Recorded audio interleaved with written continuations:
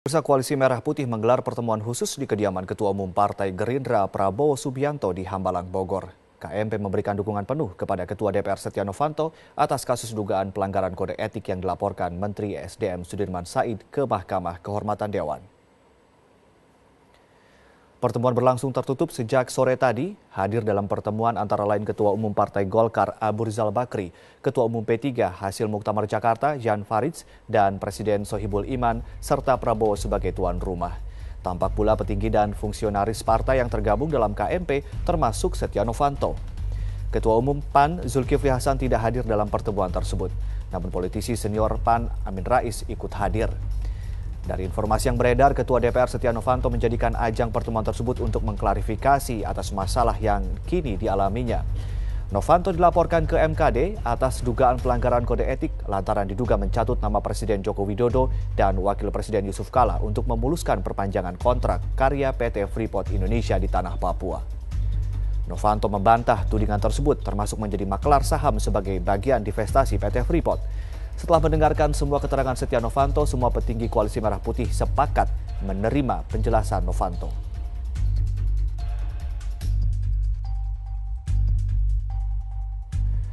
Ketua Umum Partai Golkar versi Munas Ancol Agung Laksono mendesak agar proses pemeriksaan oleh Mahkamah Kehormatan Dewan dilakukan secara transparan dan tanpa intervensi politik dari pihak manapun. Agung menyatakan pihaknya menghormati proses pemeriksaan dan verifikasi laporan yang dilakukan MKD, termasuk upaya Mahkamah Kehormatan untuk menindaklanjuti laporan Menteri SDM Sudirman Said dengan melakukan verifikasi rekaman percakapan antara Setia Novanto dan para petinggi Freeport. Agung mengharapkan agar proses di MKD bisa mengembalikan kepercayaan publik terhadap parlemen. Hal senada disampaikan Ketua Umum Partai Golkar versi Munas Bali Abu Rizal Bakri. Meski mengaku pihaknya telah berkoordinasi dengan anggotanya yang berada di Mahkamah Kehormatan Dewan, Ical menyatakan Golkar menyerahkan sepenuhnya hasil kepada MKD. Ini momentum yang baik bagi DPR melalui MKD, buktikan bahwa DPR masih bisa dipercaya. Buktikanlah dengan melaksanakan proses verifikasi dengan baik. Kalau betul, kalau tidak salah, ya katakan tidak salah. Apa dasarnya? Tidak ada bukti-bukti. Kalau salah harus katakan apa sanksinya. Ini publik harus diberi diberi informasi seperti ini. Ini juga pembelajaran juga kepada masyarakat dan kepada kita semua. Sidang yang baik kan, ya serahkan pada MKD. Serahkan pada MKD. Kata Pak Akom katanya Partai Golkar sudah berkoordinasi dengan anggotanya yang ada di MKD, itu betul? Iya, betul. Jadi kita pokoknya kalau Partai Golkar itu punya jalur jelas dari atas ke bawah. Gitu. Instruksi seperti apa yang diberikan ke Pak Sudirman Said baru sekarang? Ya serahkan pada MKD. Ya, oke. Serahkan pada MKD ya. Oke. Pak, tapi kalau nanti terbukti bersalah Serahkan ada pada sanksi MKD. tegas. Ya. Serahkan pada MKD. Berarti kalau ketemu sama Serahkan pada MKD. Oke. Pak Ya, MKD. kemarin menyatakan bahwa ini Sudirman Said ini dia main sendiri. Gitu. Serahkan pada MKD. Pak, sejauh ini sudah ada upaya klarifikasi belum ke Pak Setnov komunikasi? Serahkan pada MKD. Berarti Bapak belum ketemu Pak Setia? Serahkan pada MKD, gitu ya. Kapolri Jenderal Badrodin Haiti menjelaskan hingga saat ini tidak ada pihak yang mengadukan ke Mabes Polri atas kasus pencemaran nama baik oleh Presiden dan Wakil Presiden maupun pihak Ketua DPR Setia Novanto. Polri tidak bisa serta-merta mengusut pencemaran nama baik atas kasus pencatutan nama Presiden dan Wapres sebelum ada pengaduan dari mereka yang merasa dirugikan. Menurut Kapolri, sesuai undang-undang, kasus pencemaran nama baik masuk dalam kategori delik aduan yang didasarkan pada pengaduan pihak yang dirugikan. Dalam kasus pencatutan nama Presiden dan Wapres, pihaknya juga mendasarkan pada hal yang sama. Karena sesuai undang-undang, Presiden dan Wakil Presiden bukan termasuk simbol negara. Yang masuk dalam simbol negara adalah lambang Garuda Pancasila dan bendera merah putih. Dari pihak PT Freeport Indonesia, Polri juga belum menerima pengaduan apakah mereka merasa dirugikan karena dianggap hendak memberikan saham melalui percaloan yang diduga melibatkan Ketua DPR Setia Novanto.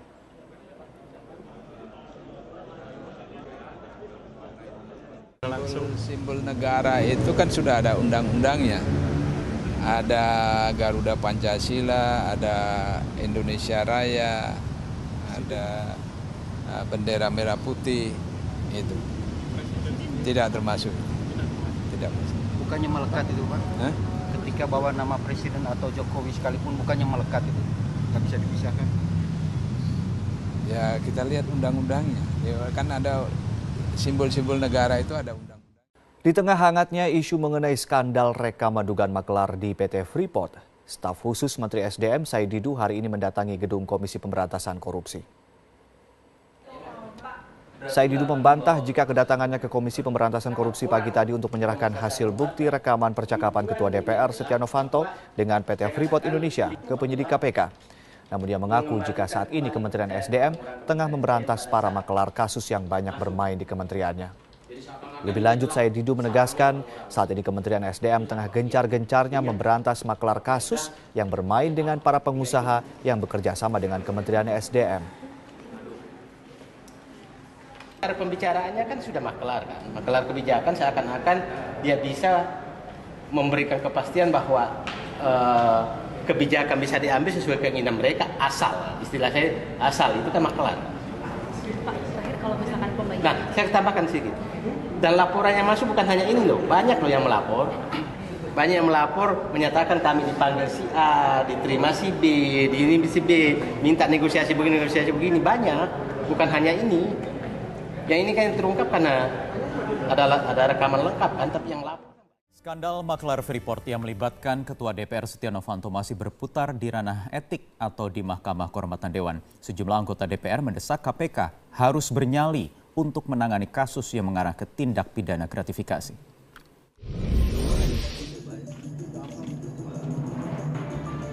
Bukti rekaman Setia Novanto dengan bos PT Freeport yang diserahkan Menteri SDM memicu dugaan perbuatan yang mengarah ke tindak pidana gratifikasi. Anggota Komisi Energi DPR mengusulkan agar KPK bernyali menindak Setia Novanto. Itu dari sisi gratifikasi adalah memberikan janji. Gratifikasi kan memberikan janji saja, belum ada uang, belum ada apa, memberikan janji saja sebenarnya sudah salah satu bentuk upaya gratifikasi. Dari banyak sisi bisa saja. Dan kalau kemudian itu dikatakan gratifikasi, ya KPK harus bertindak kalau KPK punya nyali. Kalau memang tidak punya nyali dan cuma beraninya nangkap bupati segala macam, kayaknya memang harus direvisi juga undang-undang KPK-nya. Senada dengan suara DPR, pengamat hukum juga mendesak agar KPK membuktikan taringnya mengambil alih kasus politisi Partai Golkar tersebut. Saya kira KPK yang harus mengambil inisiatif. Kita sih kurang bisa berharap terhadap kejaksaan dengan kepolisian, karena mungkin kejaksaan dan kepolisian ini masih ada kaitannya dengan pemerintah. Kalau pemerintah tidak melakukan aksi, mereka juga ini. Tapi kalau KPK ya itu kan tidak ada. Apalagi kita harapkan ini komisioner yang tinggal beberapa beberapa minggu lagi masa kerjanya segera untuk mengungkapkan. Sementara KPK beranggapan kasus Setia Novanto layak untuk ditangani kepolisian. Dan yang paling tepat yang melakukan ini adalah kepolisian. Karena mereka bisa masuk dari berbagai penjuru. Sementara itu KPK hanya bisa masuk dari sisi satu faset saja, yaitu tindak pidana korupsi. Sedangkan kepolisian bisa masuk dari mulai undang-undang IT, bisa ke tindak pidana umum, bisa termasuk segala macam. KPK menilai skandal maklar perpanjangan kontrak Freeport belum mengarah kepada kerugian negara sehingga memberatkan langkah KPK. Kerugian negaranya berapa? Kerugian negaranya di mana? Perbuatannya seperti apa? Sudahkah dibeli pengaruh itu? Belum terjadi. Tindak pidana kalau menurut pengertian ilmu hukum, tindak pidana yang disuguhkan tidak sempurna, belum sempurna. Itu dari perspektif hukum harus kita pelajari betul. Percuma juga kita tangani ribut-ribut diajukan ke pengadilan bebas. Kalau KPK masuk, begitu dipegang, saya tidak mau bebas. Kami mesti betul mempertaruhkan reputasi itu. Berdasarkan Undang-Undang Tindak Pidana Korupsi, pejabat negara yang mendapat hadiah atau janji bisa masuk ke ranah gratifikasi tanpa ada kerugian negara. Namun apakah KPK bernyali untuk mengusut kasus ini?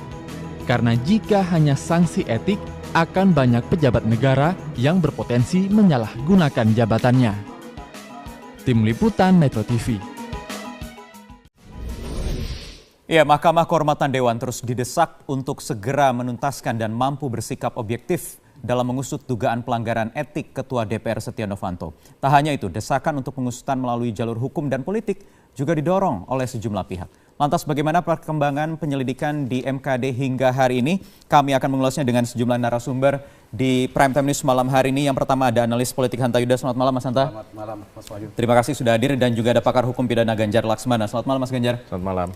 Terima kasih sudah hadir, dan juga dari gedung DPR RI ada Wakil Ketua Mahkamah Kehormatan Dewan Junimart Girsang. Selamat malam Bang Junimart.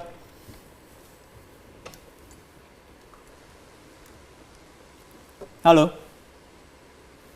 Bang Junimart.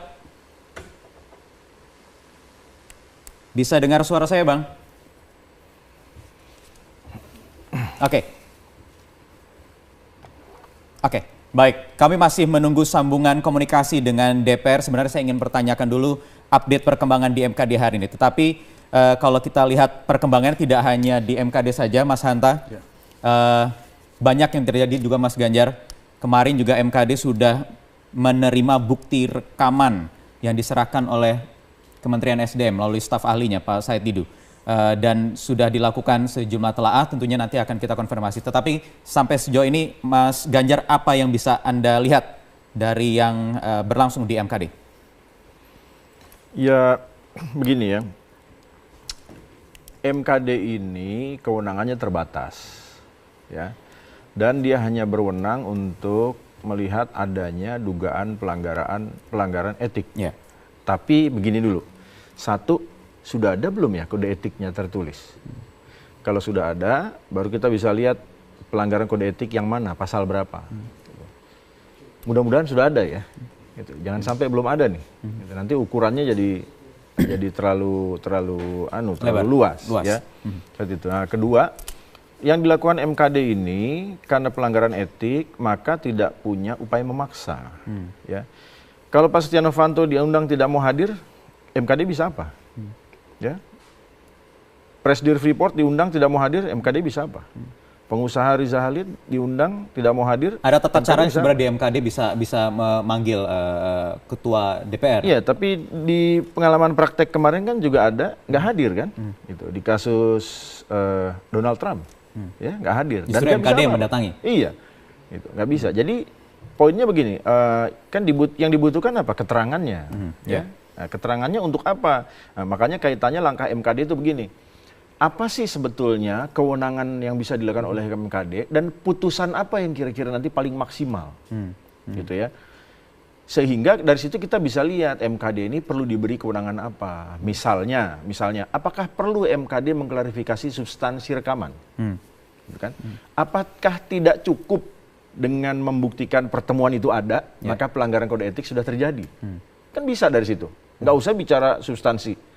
Kalau bicara substansi kebenaran, substansi rekaman, jangan-jangan MKD nggak punya kompetensi untuk itu, tidak punya keahlian, ya kan? Sehingga kan buktinya membedah apa isi substansi dari rekaman kan yang dipegang sekarang ini ya? Iya, minta dukungan Lab Krim Polri untuk membedah isinya, butuh ahli dan lain-lain. Nah, ditambah lagi begini, kalau pembicaraan itu benar, nah, apakah itu akan membantu kualifikasi pelanggaran etiknya, si ringan, sedang atau berat tadi itu?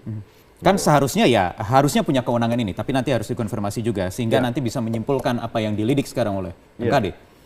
Nah, saya nggak tahu MKD ini lidik bukan ya, gitu. Karena yang namanya Majelis Kehormatan Dewan ya, pendekatannya etik, dan saya pikir ya ini investigasi biasa, tetapi tidak bisa disamakan dengan yang namanya tahap penyelidikan di dalam sistem peradilan pidana Indonesia. Ini berbeda. Gitu. Walaupun namanya mahkamah juga begitu. Iya, walaupun namanya tapi mahkamah. Tapi tata cara beracaranya. Dia mungkin bisa gunakan istilah penyelidikan juga, tapi penyelidikannya berbeda dengan penyelidikan dalam konteks hukum di dalam hukum acara pidana kita. Karena penyelidikan di kita kan guna menemukan dugaan tindak pidana. Nah, sementara MKD kan tidak berwenang menemukan dugaan tindak pidana, cuma pelanggaran etik saja.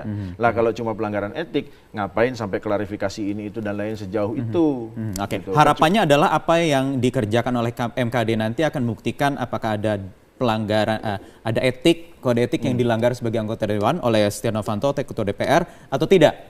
Harapannya tentunya kalau seandainya ada pelanggaran kemudian bisa ditindaklanjuti. Itu yang sekarang bergulir gitu kan. Sehingga nanti jadi pegangan untuk lanjut ke proses hukum misalnya. Jadi publik ini juga perlu tahu ya, kalau pelanggaran ringan kira-kira sanksinya apa, yang minimal, yang maksimal bisa dijatuhkan MKD kepada si pelanggar. Kalau pelanggaran sedang apa, kalau pelanggaran berat apa.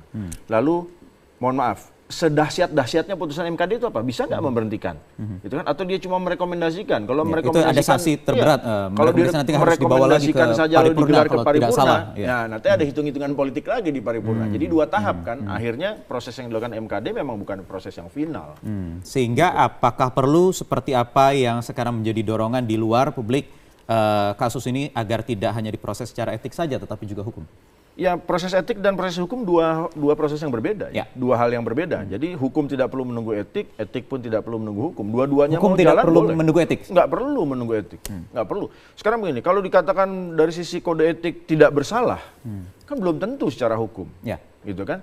Walaupun mestinya begini prinsipnya, kalau secara hukum salah, etiknya sudah dimentahkan, pasti etiknya juga salah, gitu. Karena begini, apa yang sudah diatur oleh hukum kan etik sebetulnya tidak perlu mengatur.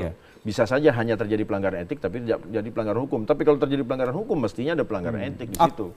Kemudian apa kalau begitu pintu masuknya untuk proses hukum ini?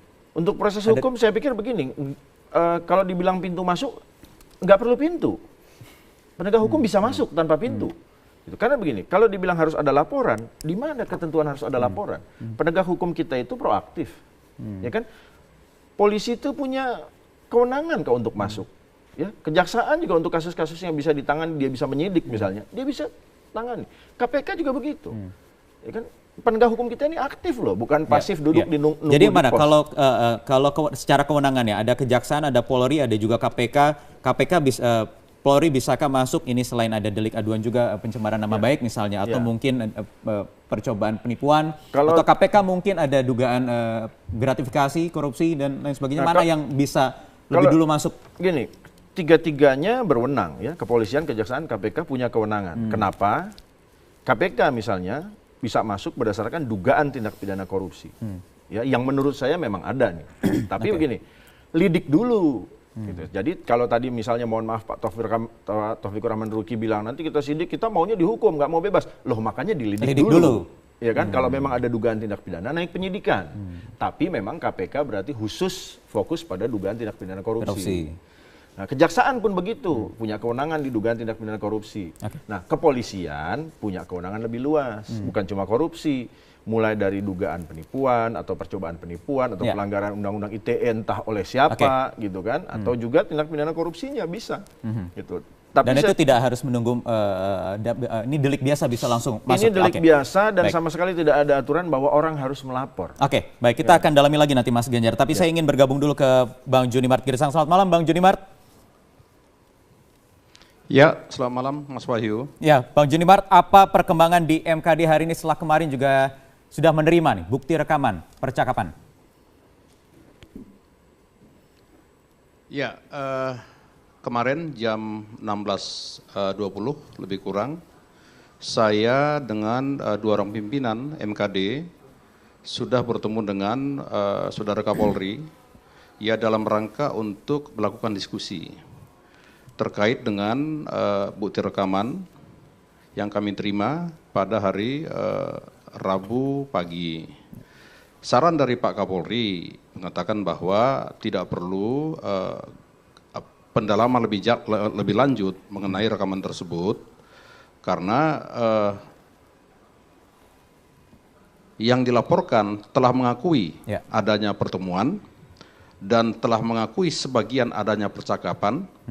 Tinggal nanti bagaimana MKD mendalami dalam proses pemeriksaan di persidangan. Ya, artinya itu sudah ada pengakuan dari Pak Setia Novanto, kemudian tidak perlu lagi pembuktian. Artinya apa yang kemudian bisa cepat langsung dikerjakan, ditanggapi oleh MKD? Ya, tentu kita sudah mendengar bahwa yang dilaporkan ya telah memberikan statement di media televisi, ya di TV One, bahwa memang betul ada pertemuan itu, ya tetapi itu pertemuan cawe-cawe saja seperti di kedai kopi. Itu dulu kata kuncinya. Nah yang kedua tadi kami sudah melakukan rapim pada jam 10.30.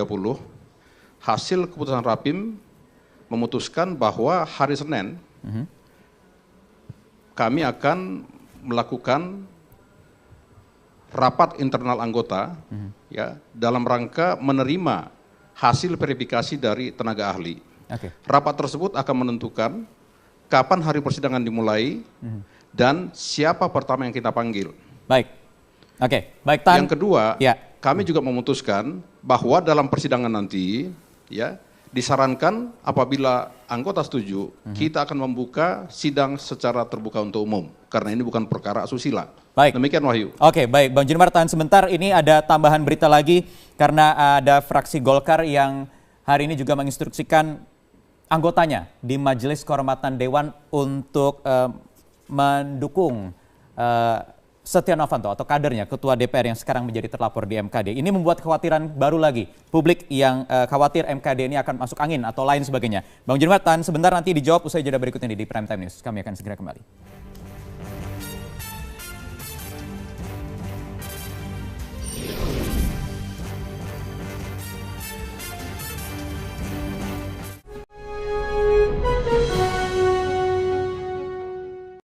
Ya, kembali di Prime Time News. Saya sudah ada pertanyaan tadi ke Pak Bang Junimar, tapi saya minta dikonfirmasi dulu dari luar dulu, dari Mas Hanta dulu. Mas Hanta, ada instruksi tadi langsung dari Ketua Fraksi Golkar, Pak Ade Komarudin, agar anggota MKD yang berasal dari fraksi Golkar untuk mensupport Setia Novanto.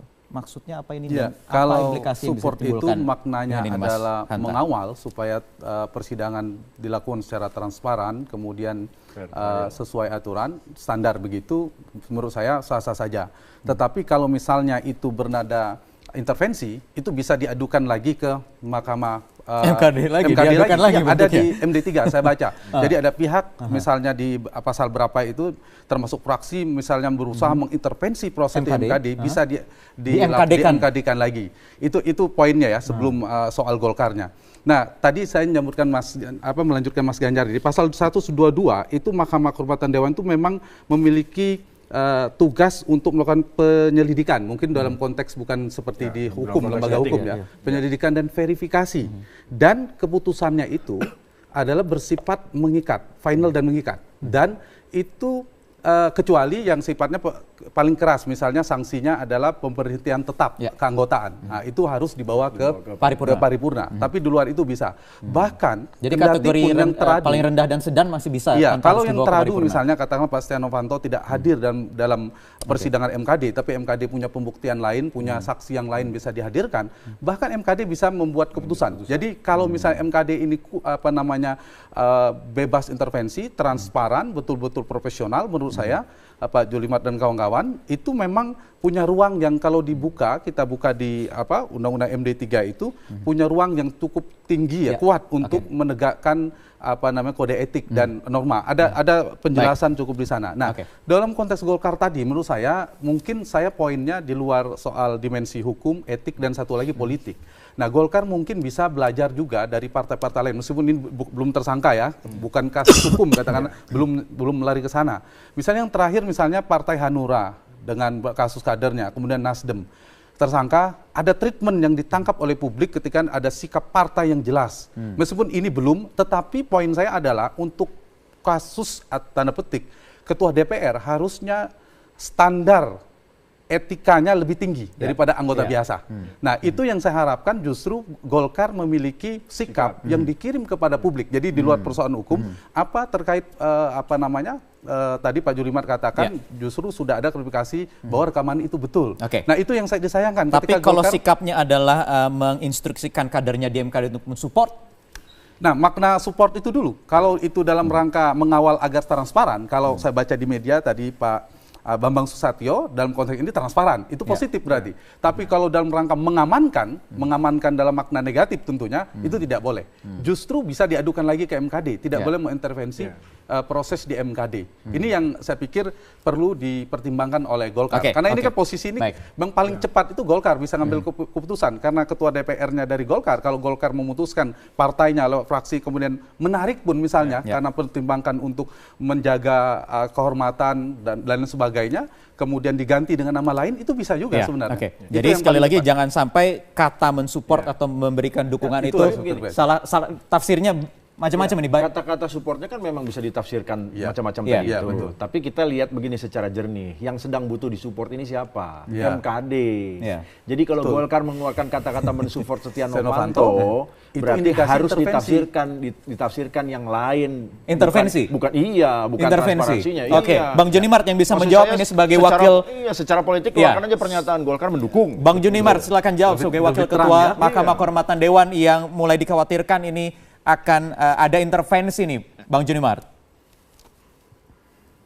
Ya, Mas Wahyu, Bang Ganjar, Bang Handa, ya, di pasal 56, ya secara jelas dan tegas telah diatur bahwa MKD tidak boleh diintervensi oleh siapapun, tidak boleh diintervensi oleh anggota, oleh fraksi, bahkan oleh pimpinan DPR. Ya, MKD itu bekerja secara bebas dan aktif. MKD itu di dalam keputusannya adalah final and binding. Nah, kalaupun misalnya tadi ada statement dari ketua fraksi Golkar yang mengatakan akan mengawal. Pemahaman saya mengawal di sini bahwa betul-betul dari fraksi Golkar akan melakukan pekerjaannya sesuai dengan peraturan DPR nomor 2 tahun 2015 tentang tata beracara. Oleh karena itu, saya juga memintakan tadi di dalam Rapim agar persidangan perkara ini dibuka saja secara terbuka untuk umum, karena memang tata beracara ya membuka peluang untuk itu. Supaya masyarakat Indonesia bisa melihat langsung bagaimana para anggota MKD, para pimpinan MKD di dalam bersidang itu betul-betul menunjukkan bahwa mereka bekerja secara objektif dan transparan. Demikian Wahyu. Dari mulai penyelidikan sampai nanti pemanggilan pihak-pihak di MKD itu semua terbuka, Bang Juni Mart ya? Tentu, karena ini kan bukan perkara asusila, Wahyu. Baik. Tapi balik lagi Bang, tadi itu ada sikap dari ketua fraksi Golkar, walaupun tadi tafsirannya bisa macam-macam, mensupport atau mengawal. Kalau tadi dikatakan MKD itu tidak boleh diintervensi, tapi ini maknanya ini kan bisa bermacam-macam. Seharusnya kan kalau mau memberikan pengawalan, mensupport atau dukungan kan bukan untuk ke terlapor, tetapi juga ke MKD-nya seharusnya, Bang Juni Mart. Ya. Ya. Ya. Ya, kemudian bagaimana? Justru karena itu ya kita ya meminta agar betul-betul MKD ini dikawal di dalam proses pemeriksaan sesuai dengan laporan Pak Sudirman Said. Nah, kalau tentang pertanyaan pemanggilan para saksi, pemanggilan teradu, memang di tata beracara itu ya tidak diatur tentang bagaimana kalau seandainya teradu tidak datang. Yang diatur adalah para saksi kalau sudah dipanggil secara patut tidak datang, maka Mahkamah Kehormatan Dewan bisa meminta bantuan kepolisian untuk memanggil secara paksa. Itu diatur di sana. Nah, bisa itu memanggil bagaimana caranya paksa kalau dengan misalnya teradu kepolisian. tidak mau datang? Oke. Kalau saksi, saksi. Oh, Tetapi saksi, kalau untuk teradu tidak diatur di sana. Ya, tapi tentu kita juga punya hak untuk melakukan terobosan. Saksi saja bisa dipanggil secara paksa. Apalagi teradu. Kan begitu. Jadi ini menjadi terobosan kami nantinya, dan tentu kita berharap ya bahwa si teradu ini ya betul-betul hormat kepada peraturan, hormat kepada jabatan, hormat kepada Jadi MKD bisa in absentia lembaga ini, Bang, DPR. Ya datanglah. Bang Juni Mart tadi Mas Ganjar tanya, jadi ini bisa sidang in absentia juga dong MKD atau ternyata bagaimana? bisa in absentia ini Bang ternyata ya. Bisa saja. Karena pembahasan putusan juga ya di dalam tata beracara ya tidak harus dihadiri oleh teradu. Itu di tata beracara. Dan mungkin perlu digarisbawahi juga, Bang. Akui bahwa perlu digarisbawahi seandainya yang diundang itu tidak datang, itu menegaskan dugaan terjadinya pelanggaran etik tadi itu. Ya. Memang perkara yang sebelumnya misalnya Donald Trump, saya mengatakan justru kalau misalnya terlalu ingkar janji, ini bagian dari pelanggaran kode etik. Kan begitu. Tapi satu hal yang kita lupa, masyarakat Indonesia lupa, bahwa apabila seorang anggota DPR sudah pernah diputus bersalah, ringan, sedang, atau berat untuk pemberhentian 3 bulan, maka putusan tersebut menjadi bagian pertimbangan nanti dalam sidang MKD dalam mengambil keputusan. Ini menjadi kata kunci nanti dalam persidangan. Jadi ada pemberatan, ada pemberatan di sidang kali ini berarti ya. Karena sudah melanggar sebelumnya. Iya, oke. Baik Bang Junimart, nanti kita harus jeda dulu, nanti kami akan lanjutkan, termasuk tadi ada pertanyaan yang mungkin nanti harus dijawab juga oleh Bang Junimart terkait kewenangan MKD ya, apakah juga bisa membedah substansi dari isi rekaman percakapan dan lain sebagainya. Kita akan lanjutkan nanti usai jeda berikut ini.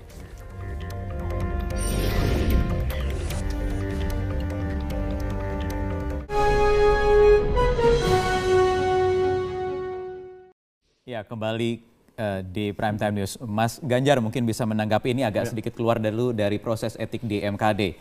Ini ada statement dari Nazarudin, mungkin sekitar 1 tahun yang lalu, ini terkait Setia Novanto Mas, yang tadi dikatakan bahkan KPK saja tidak berani untuk masuk. Apa tanggapannya Mas? Kalau tadi dikatakan harus proses hukum juga bisa berjalan beriringan. Gini, kalau ngukur berani nggak beraninya mungkin agak sulit ya, agak sulit. Tapi poinnya begini, apakah cerita-cerita mengenai proyek itu bisa diklarifikasi kebenarannya? Makanya seperti yang saya bilang tadi waktu menanggapi pernyataan Pak Ruki, ya dilidik dong. Kalau memang ada tindak pidananya naik penyidikan, kalau tidak ada ya sudah selesai, tutup. Ini kan bahkan penyelidikan saja jangan-jangan tidak dilakukan. Apa tadi yang disebut DPR, gedung DPR, IKTP dan lain-lain, itu kan sepanjang ingatan saya ya, kok sepertinya belum pernah ada kasus hukum ini, baik di kepolisian, di kejaksaan maupun di KPK.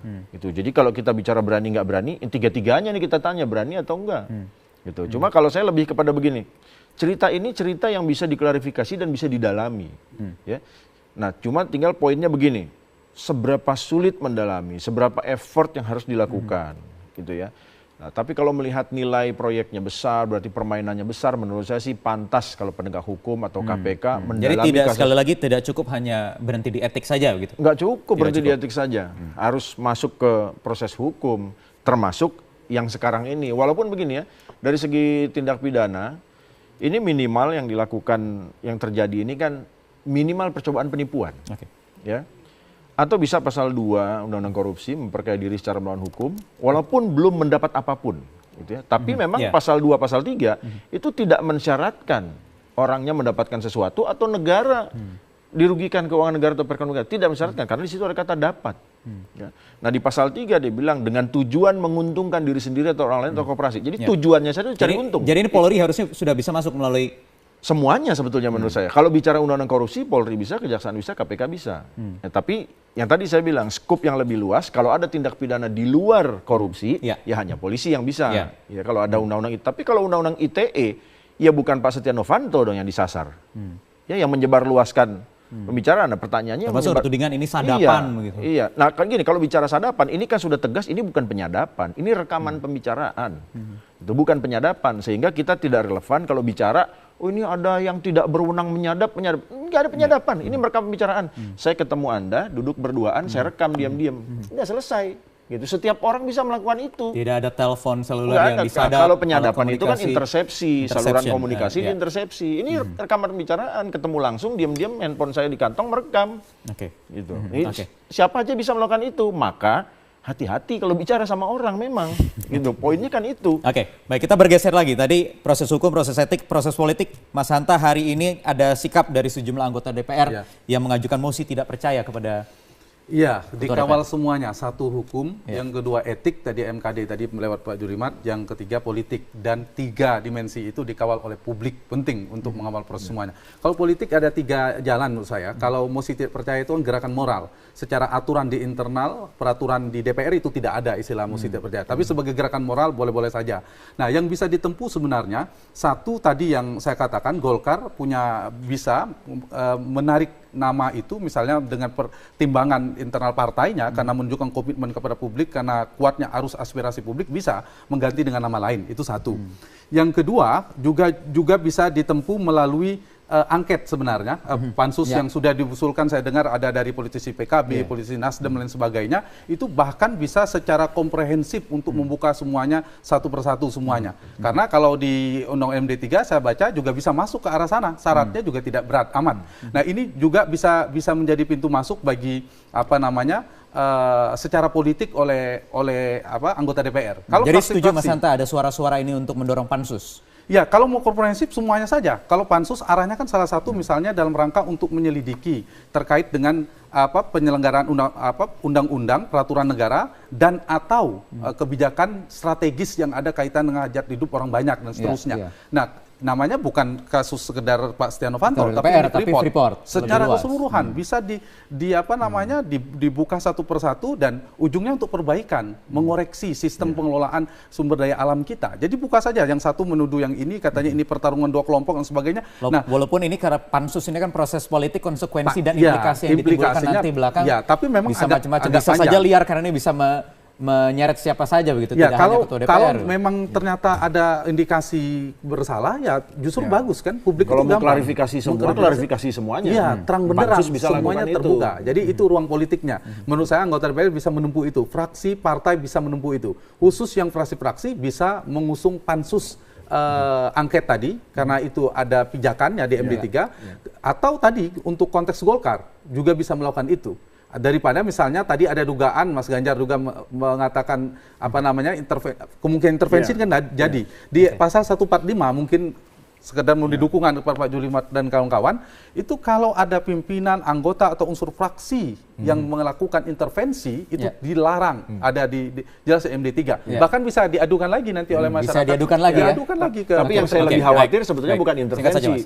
Yang saya khawatirkan bukan intervensi, sabotase dari dalam oleh anggota Partai Golkar yang ada di MKD. Itu bukan intervensi, itu sabotase dari dalam. Jadi itu saking luasnya makna tadi yang disampaikan oleh ketua fraksi kan. Tapi konstelasi politik memang sulit ya. Dari 17 anggota MKD itu konstelasinya kan jelas. Di sana ada Golkar yang jumlahnya lebih banyak dari partai yang lain misalnya. Nah, ini tetap harus dikawal publik. Satu, Mas Ganjar tadi saya katakan secara hukum dikawal oleh publik. Etiknya di MKD kita tetap titipkan optimisme untuk MKD proses, dan di politiknya ada jalurnya juga kita support. Baik, terakhir Bang Junimart ini harus menjawabnya sekali lagi, bagaimana meyakinkan publik supaya MKD ini tidak ada intervensi dari luar? Ya, Wahyu, ini perkara yang sangat sederhana menurut saya. Ya, tetapi satu hal, saya berharap sidang ini bisa terbuka untuk umum. Jadi betul-betul terbuka untuk umum agar masyarakat, teman-teman pers bisa melihat jalannya persidangan.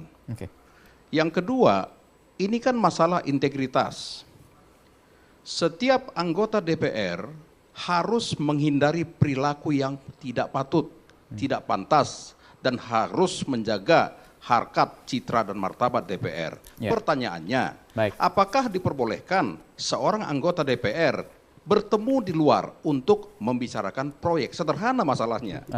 Kan begitu. Jadi tidak terlalu sulit bagi kami. Tidak perlu membedah, menguji secara substansi, secara mendalam. Cukup hanya membuktikan benar atau tidak menyalahgunakan kewenangan gitu ya. Pertemuan dan kata-katanya. Ya, betul. Ada nggak pertemuan itu di luar? Dalam rangka apa? Ya kan, ini kan pejabat. DPR kan itu pejabat negara. Boleh tidak membicarakan proyek dengan orang lain di luar. Apapun alasannya, kami hanya 3 fungsi. Fungsi legislasi, fungsi pengawasan, dan fungsi budgeting. Cuma 3 fungsi kami.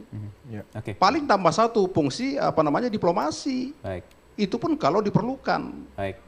Begitu Wahyu. Baik. Berarti sedikit sederhana saja dan publik mendengar kan Pak Juli mengatakan waktu ketua MKD. Sangat sederhana. Sederhana dan pertemuan itu tidak sampai membedah rekaman sebagainya. Itu pun sudah melanggar etik sebenarnya karena di luar fungsi. Nah, karena itu kita tunggu keputusan MKD. Ditunggu.